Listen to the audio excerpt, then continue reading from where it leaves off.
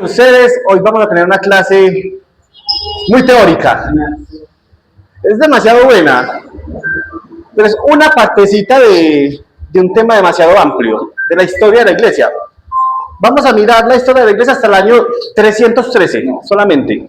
De ahí para allá pasaron muchas más cosas hasta hoy, hasta el 2026, en la iglesia a nivel mundial, en la iglesia cristiana. Pero vamos a mirar ese inicio de la iglesia. Y antes de empezar a meternos en cada año, qué pasó, cómo llegamos desde el año 30 hasta el año 313, me gustaría que miráramos primero por qué es importante la historia de la iglesia. Hay un versículo en la Biblia que dice que Dios es el mismo ayer, hoy y siempre, por los siglos. Entonces, si Dios es el mismo por los siglos, si Dios es el mismo mañana, como lo fue hace 2000 años, tengo que entender qué pasó hace 2000 años. Tengo que saber qué pasó hace 4000 años. Tengo que entender qué le pasó al pueblo de Israel, por ejemplo. Tengo que entender qué pasó después de que Jesús se fue, qué pasó. Toda esa historia, porque todo lo que Dios hizo en ese tiempo, Dios lo puede seguir haciendo en nuestro tiempo. Lo que pasó en el Pentecostés, en ese derramamiento del Espíritu Santo, si Dios es el mismo ayer, hoy, por los siglos, significa que esto que pasó en Hechos de los Apóstoles puede volver a pasar hoy. Porque Dios es el mismo, pero si no sabemos qué pasó, ¿cómo vamos a decirle, Dios, trae un derramamiento del Espíritu Santo si no sabemos qué lo puede traer? Si no conocemos la historia. Sí, ser cristianos, eso es parte de la historia de la iglesia cristiana. Dentro de 20, dentro de 30 años, se va a seguir estudiando la iglesia cristiana y se va a estudiar cómo fue la iglesia cristiana en el 2060. Se va a estudiar cómo era la iglesia cristiana en el 2026, de la cual nosotros hoy hacemos parte. Y nosotros tenemos la capacidad de influir en la historia del cristianismo. Personas como grandes héroes de la Biblia, grandes héroes del cristianismo como Billy Graham, como Martín Lutero, como Amy Sample Mapperson, personas que en su momento, en el 1900, en el 1800, hicieron cosas tan grandes para Dios que hoy hacen parte de esa historia. Y nosotros podemos ser parte de esa historia en algún momento. El cristianismo no es solo una religión. En este tercer punto, hay muchas religiones que son de meditación, de filosofía, donde lo importante es el hoy, el ahora, quién soy, lo que tengo y cuáles son mis metas y mis sueños. El cristianismo no se centra en eso. El cristianismo se centra en lo que pasó en la Biblia, que fue escrita hace más de 2000 años, para determinar cómo caminamos. Entonces, conocer la historia también nos enseña a ser cristianos realmente. Por eso es importante la historia. Y por eso ya entremos en materia, porque es mucha información. Y quiero que empecemos por acá. Aquí les voy a hacer una línea de tiempo, vamos a estar rayando acá en el tablero hoy. Y empecemos por acá en el año 30. ¿Alguien se acuerda qué pasó el año 30 después de Cristo? Después. Sí, después de que Cristo nació. Él inició el ministerio. En el año 30 Jesús empieza su ministerio. Ahí arranca la iglesia. No podemos hablar de la iglesia, sé que pasan muchas cosas en Hechos más adelante, pero no podemos hablar de la historia de la iglesia sin Jesús empezando su ministerio. Ahí empieza todo. Jesús llamando a 12 muchachos, a 12 jóvenes, 12 hombres, varias mujeres que la Biblia también nos muestra, María Magdalena y otras mujeres que estaban ahí en este momento. Y esto dura, ¿cuánto tiempo duró esto? Es el ministerio de Jesús. 3 años. Hasta los 33. Y yo no me voy a centrar mucho en lo que pasó acá. Ya lo conocemos. En el nivel 1 se explicó también mucho de la obra de Jesús, de la vida de Jesús en la tierra. Pero todo lo que sucedió acá fue la vida de Jesús, el ministerio de Jesús.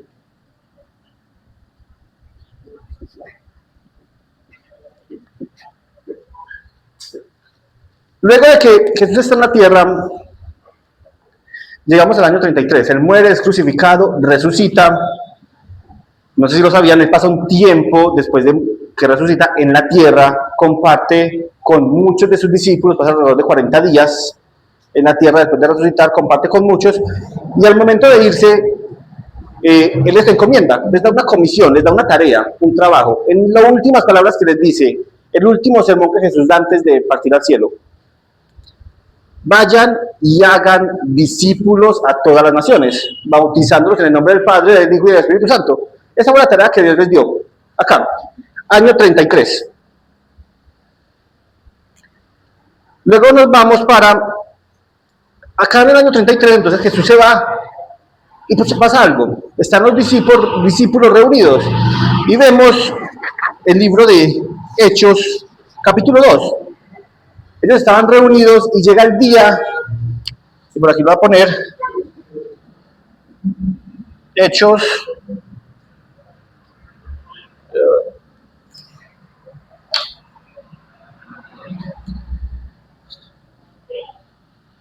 Hechos capítulo 2, versículos del 1 al 4.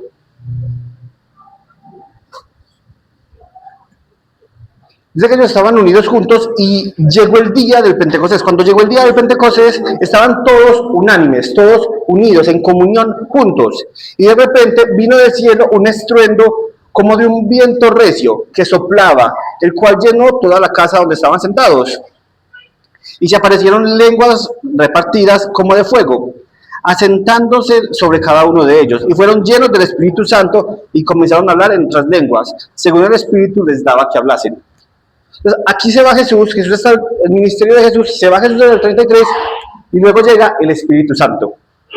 Ellos les había una tarea, pues faltaba que el Espíritu Santo llegara para ellos comenzar a hacer el trabajo. Llega el Espíritu Santo en el día de Pentecostés y ellos empiezan.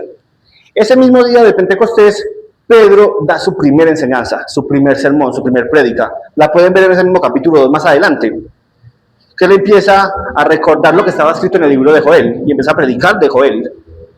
Y ese día, en esa primera predicación, esa primera iglesia que se fundó, esa primera enseñanza tuvo 3.000 personas. Y fueron 3.000 personas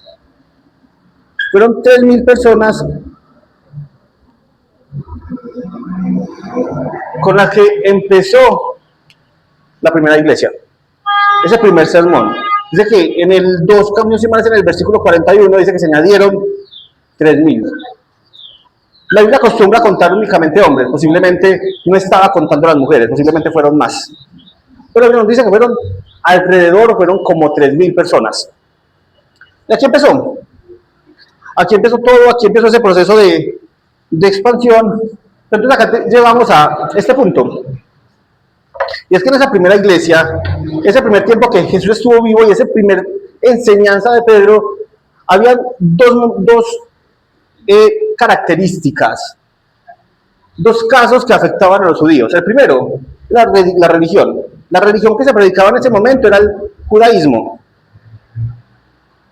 Era todo basado en el Antiguo Testamento, desde Génesis hasta Malaquías. Eso era el judaísmo. Ahora, habían varias sectas dentro del judaísmo. Estaban los saduceos, estaban los fariseos, estaban los celotes, y cada uno de ellos tomaba ciertas partes de ese Antiguo Testamento y lo acomodaba a su secta. Por ejemplo, los saduceos solo usaban los primeros 5 libros. Ellos no creían en nada más fuera de Génesis, Éxodo, Levíticos, Números y Deuteronomios. Y esa era su secta. La secta de los saduceos. Los fariseos, por otro lado, creían en todo, todos los profetas, todos los libros de crónicas, reyes, todo, hasta Malaquías. Y en ese momento era lo que se predicaba. Y Jesús llegó a vivir en ese judaísmo. Y Jesús dijo, venga, yo no vengo a romper estas reglas. Celotes. Eran 3 de las más conocidas que la Biblia menciona. Habían más. Por ahí en ese momento también empezaban a nacer nuevas. Una de esas nuevas que empezaron a hacer fue esta, el cristianismo. Ahora, inicialmente partió como judíos. Ellos eran una secta más de judíos. Los cristianos partieron como judíos. Ellos eran judíos y le agregaban algo más. Así empezó. Disculpame, a mí me entiende un poco de... Adoraban al mismo Dios Jehová, que creó el mundo. creó el mundo. Sí, Dios que creó el mundo. O sea, los judíos adoraban a Dios. Ahora, ¿a qué se refiere esto? Que cuando empezaron los apóstoles a predicar de Jesús, seguían adorando al mismo Dios. Entonces, seguían con esos mismos principios judíos. Ellos no dejaron lo que era de judío a un lado. Dejaron eso y le agregaron a Jesús. Pero seguían siendo como, eran una secta de los judíos. La primera vez que se usó la palabra cristianos fue en Antioquía, unos años más adelante de acá. Por acá, por el año 45, solo que ahorita vamos para allá. Pero la primera vez fue en Antioquía y era un término despectivo. No era un término bueno, era un término que se usaba para algo lindo, era más como un insulto. Y se le empezó a llamar cristianos porque seguían a Cristo, así como los herodianos seguían a Herodes. Habían varios grupos, seguían a un líder, los herodianos seguían a Herodes, los cristianos seguían a Cristo. Era más como una burla. Como, siguen a Cristo, pero él ya no existe, está muerto, ya no lo tienen. Acá nosotros seguimos a Herodes y él está ahí. Entonces se refería al término cristiano más como un insulto. Esa primera vez, en Hechos, por allá en Hechos 3, Hechos 4. No les tengo la cita en este momento, la verdad. Pero fue la primera vez que se usó el término cristianos. Ahora, ellos tenían una ventaja. Y era que toda esa zona era alrededor de el tamaño de Estados Unidos controlado por el Imperio Romano. Y todos hablaban griego. Entonces para ellos hubo una ventaja. Y fue que al Pedro empezar a predicar, Pedro predicó en griego y las 3.000 personas le entendían. Y esas 3.000 empezaron a predicar en griego y muchos le entendían. O sea, antes de Jesús, por allá, hay un lapso en la Biblia que no sabemos qué pasó, o que la Biblia no tiene registro, de 400 años, ¿lo sabían? Hay 400 años donde no hay nada en la Biblia, desde Malaquías hasta Jesús. Pasaron 400 años. Y ahí bíblicamente no pasó nada. Históricamente fue toda la historia que conocemos de Alejandro Magno. Pueden ver una película que se llama Alejandro, está en internet, La Conquista. Alejandro Magno conquistó el imperio más grande en esa zona, en esa misma región que después fue conquistada por los romanos. Pero Alejandro Magno fue que trajo el idioma griego. Luego llegaron los romanos y todos hablaban griego. Ya el idioma oficial era el griego. Por allá habían algunos judíos que todavía hablaban hebreo, pero el oficial era el griego. Eso sirvió mucho para la expansión del cristianismo. ¿Por qué les digo que sirvió mucho? Porque por acá en el año 45 hay un boom, hay una expansión. Aquí ellos todavía se quedaron en Jerusalén, ellos predicaban en Jerusalén, ellos acá en el año 33 hasta el 45 salían poco, salían pero poquito. No era tan masivo, no se habían regado, no habían ido a otros territorios a predicar, era para ellos. Luego llega un hombre, llega antes de esto, pero se cree que el primer viaje misionero de Pablo, vamos a empezar a hablar de Pablo, fue en el año 45. Y ese boom, ese hombre llamado Pablo, fue el primero, bueno, no fue el primero, pero fue el primero que hizo un viaje grande, a gran escala, que empezó a expandir el evangelio como nunca nadie más lo había hecho. Empezó a expandir el evangelio. Ya no solamente los judíos, sino los... Exacto, y era lo que le criticaban a Pablo. Pablo, pero entonces dígale a ellos que no son judíos, que están fuera de Israel, que también tienen que circuncidarse, que también tienen que seguir estos ritos de Moisés. Y Pablo decía, vengan, no están así. Pero Pablo fue el primero, con Pablo empezó. ¿Se quedó en Pablo? No se quedó en Pablo. Pablo fue el que empezó. Pero Pablo tenía un montón de discípulos, enseñó a muchas personas, habían varias personas acá. Por ejemplo, teníamos no va a subir todos, pero tenemos a Tito, Filemón, Bernabé era de los discípulos, de los que estaba acá.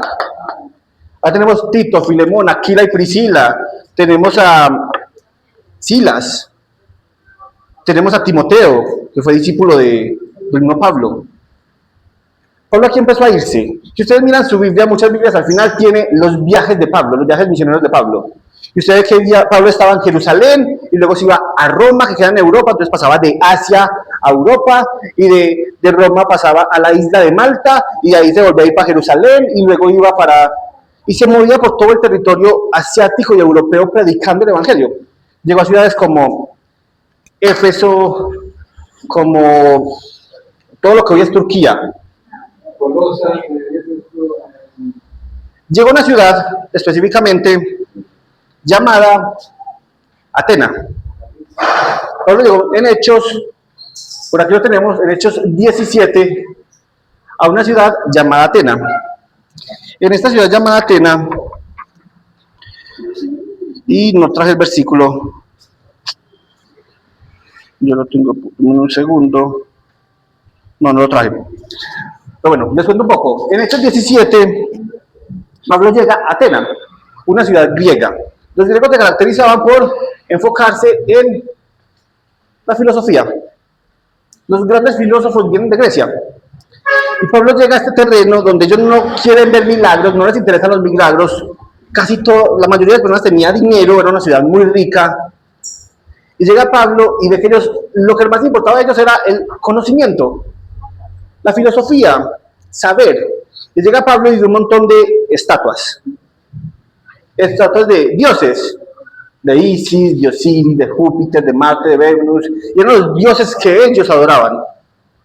Y Pablo llega y pone una estatua más, una inscripción más, y pone al Dios no conocido, al Dios que ustedes todavía no conocen, en Grecia. Y eso llega, eso llama la atención de los estudiosos. ¿Cómo así que hay un Dios que todavía no conocemos? ¿Cómo así que este man nos está diciendo que nos va a enseñar algo nuevo? Vamos a escucharlo. Y Pablo aquí empieza a enseñar el cristianismo en Grecia. Entonces aquí ya estamos llegando a Grecia. Y se empezó a expandir el evangelio demasiado. Tanto que empezó a cuadrar demasiado al Imperio Romano. Recuerden que el Imperio Romano era un espacio, un territorio como Estados Unidos, no era del tamaño de Estados Unidos, en ese lado de Asia. Cuando era solo Jerusalén, el impactado, solo Israel, era un ladito, un pedacito pequeño. El emperador romano no le prestaba tanta atención. El emperador no le llegaba posiblemente comentario ni siquiera. Pero cuando empezó a expandirse por toda Europa y por toda Grecia, por todo Asia, ya empezó a llegar a oídos del emperador romano. Y se dio algo por acá en el año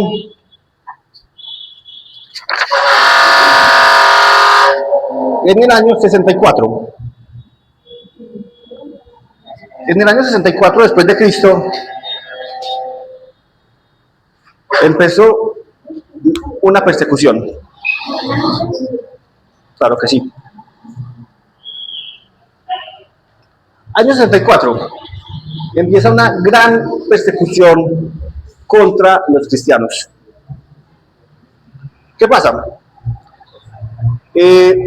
Se ha expandido tanto el evangelio, ha llegado tanto a Roma, que era la ciudad principal donde vivía el emperador, a Grecia, Israel, tantos países, que el emperador no le gustó. Y coincidió que hubo un incendio, un gran incendio en Roma. No se escuchaba ese gran incendio por allá. Por este año, un incendio que duró 6 días. Consumió toda la ciudad. Un incendio de 6 días en la ciudad, en Roma. ¿Qué hizo el emperador? Echarle la culpa a los cristianos. Los cristianos son los responsables del incendio. De ese gran incendio. ¿Qué pasó después? Empezó una gran persecución, no solo para matarlos, para torturarlos.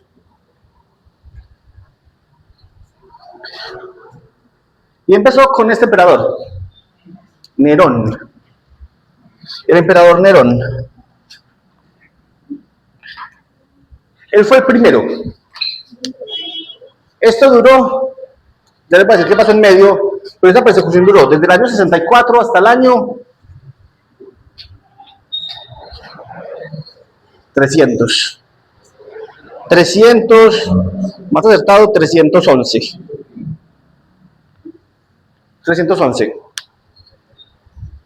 ¿Qué pasó en ese lapso de tiempo? Por ejemplo, ¿cómo era la persecución? La persecución era, uno de los ejemplos era que ¿Dónde lo tengo por acá? Uy, ¿dónde está? Me perdió, pero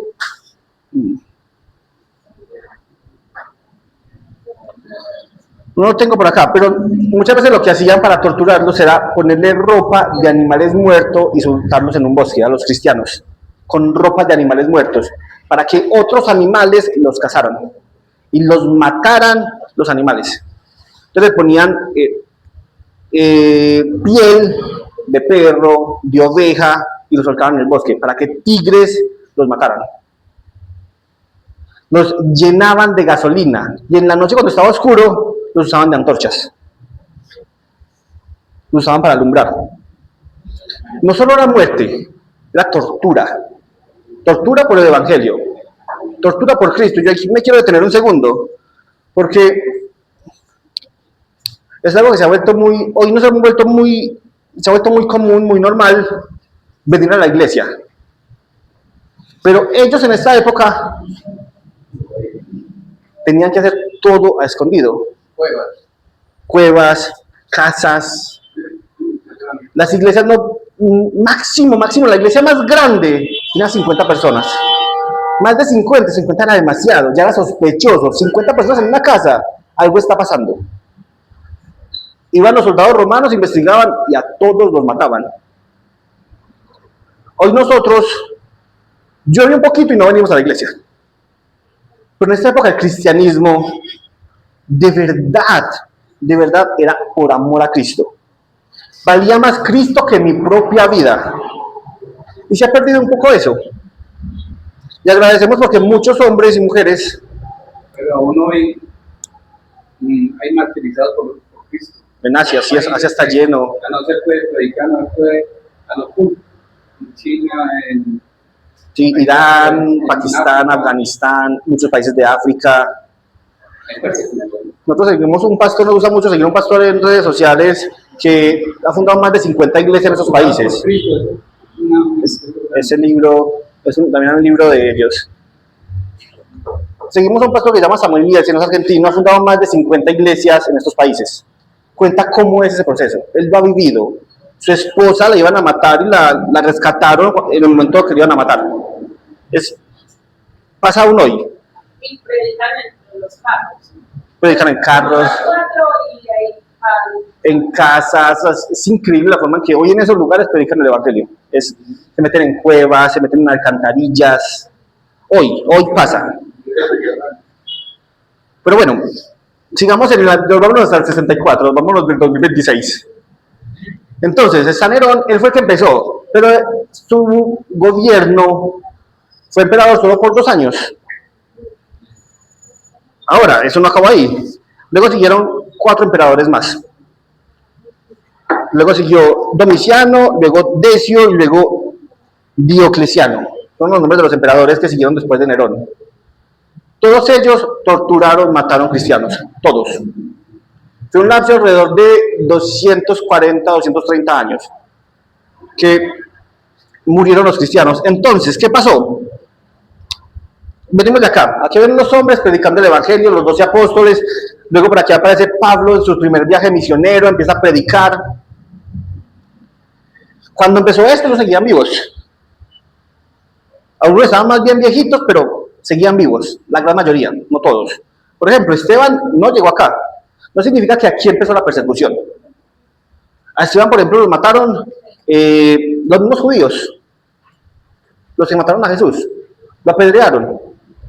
Y aquí había persecución, pero era persecución de los mismos judíos. No era una persecución política, no había llegado a Dios de los romanos, era una persecución religiosa, interna, dentro del mismo país. ¿Sí? Cuando Saulo mataba a cristianos antes de ser Pablo, él iba en nombre de los judíos. Él no iba en nombre del emperador a matar cristianos. Él iba en nombre del sumo sacerdote. Y él tenía una carta del sumo sacerdote que le autorizaba a matar cristianos. Aquí ya había persecución. Aquí lo que sucede es que se vuelve político y no solo es muerte, es tortura, masivo. Todo el imperio romano estaba en persecución. Entonces ahí tenemos muchos de esos hombres de la fe que están en la Biblia. Por ejemplo, Pablo fue encarcelado bajo el imperio de Nerón y decapitado en Roma. Tómele foto, váyalo escribiendo, si escribe rápido, vamos a ir leyéndolo todos. Santiago, el hermano de Juan, Santiago el mayor, fue decapitado por Herodes. Eso fue mucho antes de acá. Él sí murió antes, por ejemplo. Tomás, el que tuvo que meter la mano para sentir la vida de Jesús. Él fue y predicó a la India. Dio el evangelio a la India. Y fue asesinado con un dardo, con una flecha. ¿Sí? Lo mataron con una flecha, posiblemente porque estaba huyendo. Una flecha de lejos, lo mataron. Simón Pedro fue crucificado. Y crucificado boca abajo, en Roma, durante el gobierno de Nerón. Simón el Celote predicó en África y también murió crucificado. Marcos fue a Egipto, fundó iglesia en Egipto y murió quemado vivo. Bartolomé predicó en Armenia y luego de muchas persecuciones murió a punta de palos y lo golpearon. Luego lacerado y al final decapitado. Andrés también se fue para África, para Etiopía, también murió crucificado. Mateo estuvo en Egipto y en Etiopía y por orden del rey fue atravesado con una lanza. Felipe estuvo en Grecia, crucificado y murió crucificado y apedreado. Santiago, el hermano de Jesús, el que nos escribió la carta de Santiago al final de la Biblia, golpeado hasta la muerte por los fariseos y saduceos. Y el apóstol Juan murió, posiblemente murió por causas naturales, pero completamente solo y abandonado en una isla, una cárcel marítima. Una isla posiblemente del tamaño de este salón, pequeña, completamente solo, sin comida, sin agua, y ahí murió. Ahora, nos dejó Apocalipsis, gracias a Dios. Sí. Un gran libro. Si no les gusta, lean Apocalipsis, es maravilloso. Así murieron estos hombres de la Biblia.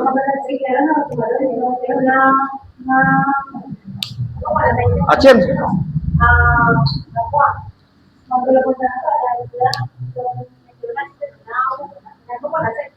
Antes de, no sé, no recuerdo. Sí, dice la historia que... Dice la historia que primero lo echaron en una olla caliente con aceite y lo dejaron, digamos, como aislado en la isla de Patmos, a que murió, porque pensaron que estaba muerto, pero...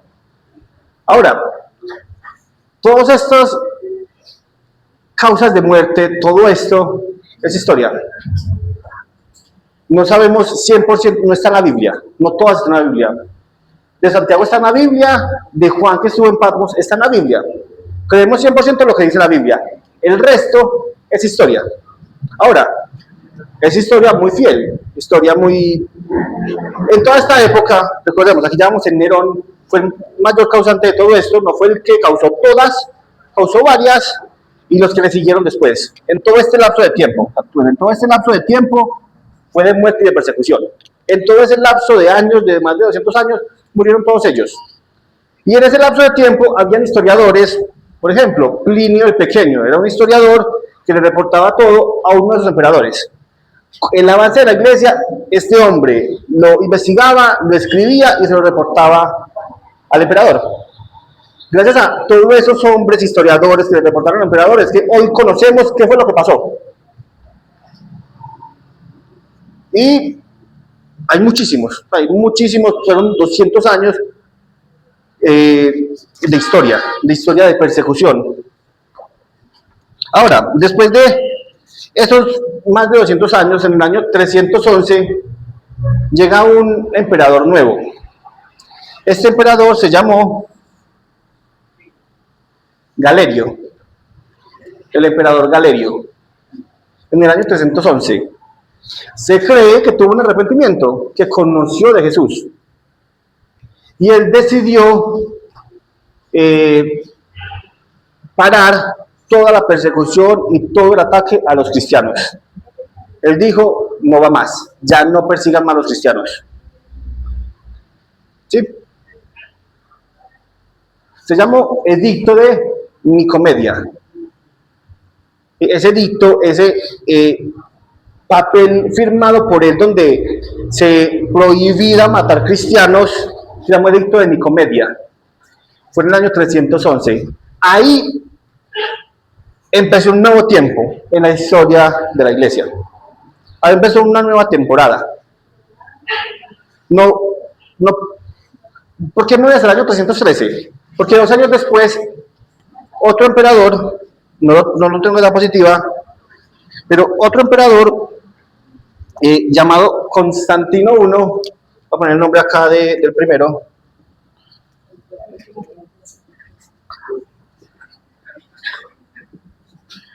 y en el año 313, 2 años después, Constantino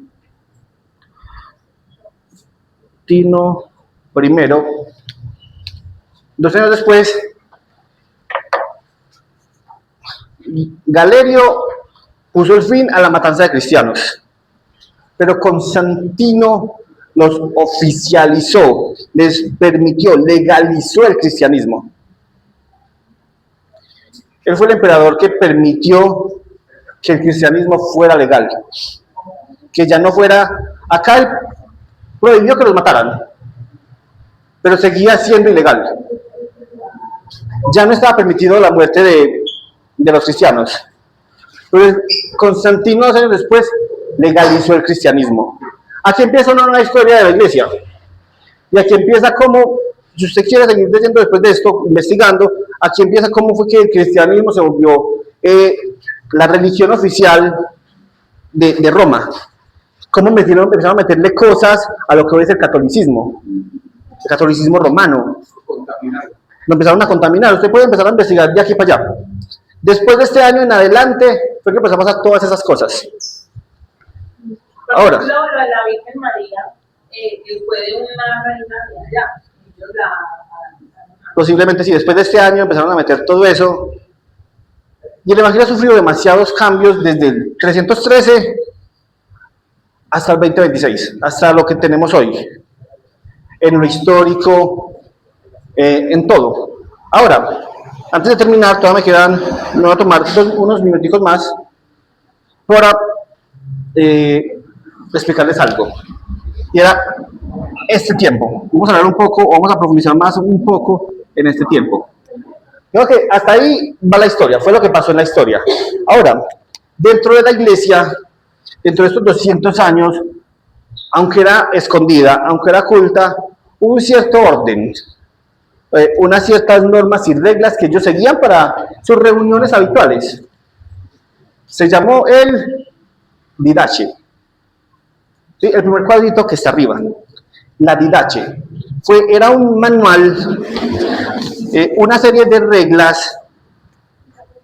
El domingo los instaló la cristiana o la católica. No, fue en esa temporada. Fue acá. Pero el día de domingo, como día del Señor. Sí, fue acá. Fue en esto. No fue en los católicos después de esto. No, fue en este tiempo, en ese Didache. ¿Qué pasó? Ellos creían que el domingo fue el día que había resucitado Jesús. Entonces lo pusieron como día oficial del cristianismo, el día que se reunían. Y lo pusieron acá. ¿Qué fue la Didache? Dice acá, es un documento extrabíblico, no está en la Biblia, es por fuera de la Biblia, que muestra cómo debía ser el comportamiento de los cristianos a nivel individual, en comunidad, entre ellos mismos, y cómo debía ser el bautismo. Le metieron ciertas normas, ciertas condiciones a los rituales que había dejado Jesús. Por ejemplo, Jesús se había bautizado, entonces que el bautismo no fuera algo coloquial. Por ejemplo, que el bautismo, ¿qué pasó? Había una preparación de 2 años para que una persona fuera bautizada y también pudiera bautizar. Ya había una preparación donde alguien tenía que acompañar, supervisar ese proceso durante 2 años. Luego de 2 años, se estaba apto o apta para ser bautizado. Y fue algo muy cultural del momento. Como iglesia perseguida, como iglesia oculta, les tocó empezar a usar esta serie de reglas que se compartían entre ellos, que cuando un misionero bajaba de iglesia a iglesia, recuerda que Pablo no solo se quedó en una iglesia, Pablo iba de la iglesia de Éfeso y se iba para Roma, y luego para Malta, y luego para Grecia, y se llevaban esos textos, y Pablo no fue el único. Muchas personas en este lapso de tiempo viajaron, hicieron todo eso. ¿Qué más contenía este Didache? Por ejemplo, se los voy a leer más textualmente. Tenía cosas como: bauticen de este modo, era lo que estaba escrito, en el nombre del Padre, del Hijo y del Espíritu Santo, en agua que fluya, que se esté moviendo. Si no tienen agua que fluya, agua viva, bauticen con otras aguas. Si no puedes, debería ser con agua fría. Si no se puede con agua fría, entonces con agua caliente. Si no tienes ni una ni la otra, y no hay un estanque ni un lugar donde se puedan bautizar, derramen agua 3 veces sobre la cabeza. En el nombre del Padre, del Hijo y del Espíritu Santo. Antes del bautismo, el bautizado y el que bautiza deben ayunar, y todos los que puedan ayunar también. Eso estaba escrito acá, en este archivo, en este documento, en ese pergamino de los rituales que ellos estaban siguiendo. ¿Qué otras cosas había en ese proceso? La cena del Señor. Ellos tomaron el hábito de tomar la cena, recordando el sacrificio de Jesús. ¿Cómo era? Escribió Justino Mártir en el año 150 después de Cristo, por acá. Él escribió: terminadas las oraciones, nos saludamos mutuamente con un beso. Luego, al que preside la asamblea de los hermanos, se le ofrece pan y un vaso de agua y vino templado. Y tomándolos, él tributa alabanzas y gloria al Padre del universo por el nombre de Jesús y por el Espíritu Santo, y pronuncia una larga acción de gracias por habernos concedido esos dones que de él nos vienen. ¿Sí? Así era el proceso de la cena. Justino Mártir, también en el año 150, escribió cómo era la predicación. Y decía, él dijo: el día que se llama el Día del Señor, el domingo, el día que se reunían, tiene lugar la reunión en un mismo sitio de todos los que habitan en la ciudad o en el campo, en la zona. Se reúnen en un lugar, se leen las memorias de los apóstoles. Ahí no tenían Biblia todavía, no tenían el libro con... No existía, habían unas memorias que se rotaban entre iglesias. Entonces ellos leían las memorias de los apóstoles y los escritos de los profetas del Antiguo Testamento. Cuando el tiempo lo permite. Cuando el lector ha terminado, el que preside toma la palabra para incitar y exhortar a la meditación de tan bellas cosas.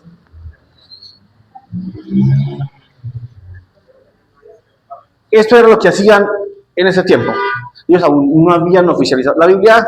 El último libro de la Biblia, que fue Apocalipsis, que fue el último libro en escribirse, se escribió más o menos en el año 100 después de Cristo. Después de eso, fue que empezaron a agruparlos. ¿Cómo los agruparon? Y ya con esto termino.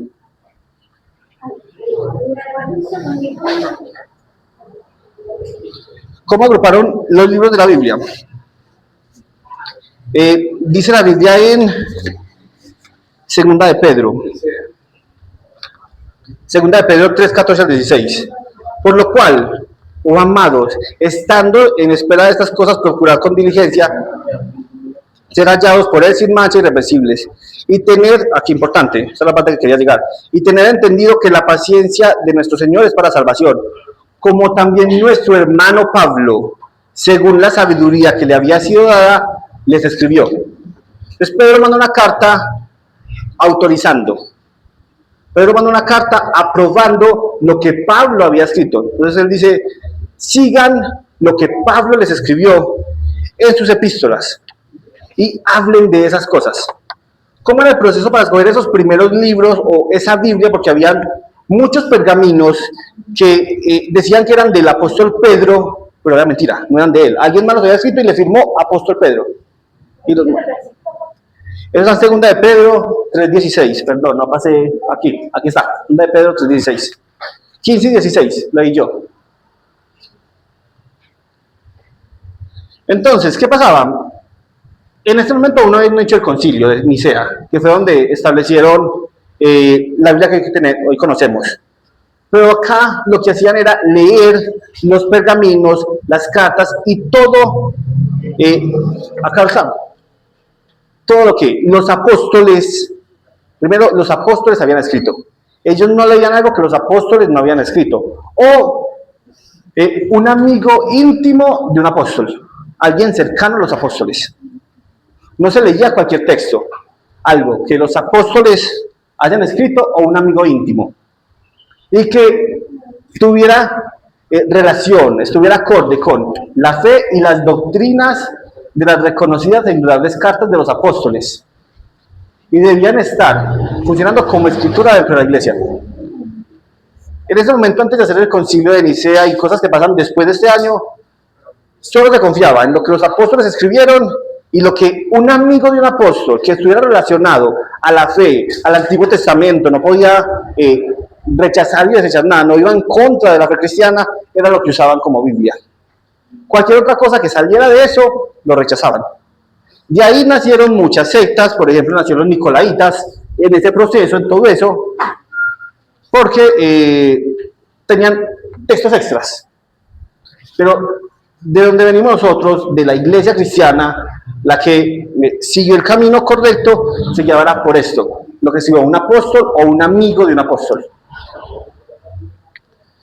Ahora, tienen una tarea. Así que la otra clase. Yo les dije que era una clase con mucho contenido.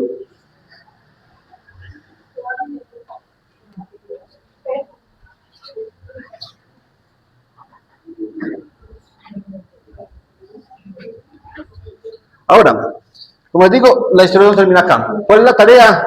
La tarea es que investiguen un poco, no tiene que ser muy extenso, muy largo, cortico, un poco de la vida, de qué hizo, quién fue Martín Lutero. ¿Sí? Y si pueden investigar de otros, esos hombres, héroes que permitieron que el evangelio estuviera en nuestro país, también es muy bueno. Pero la tarea es de Martín Lutero.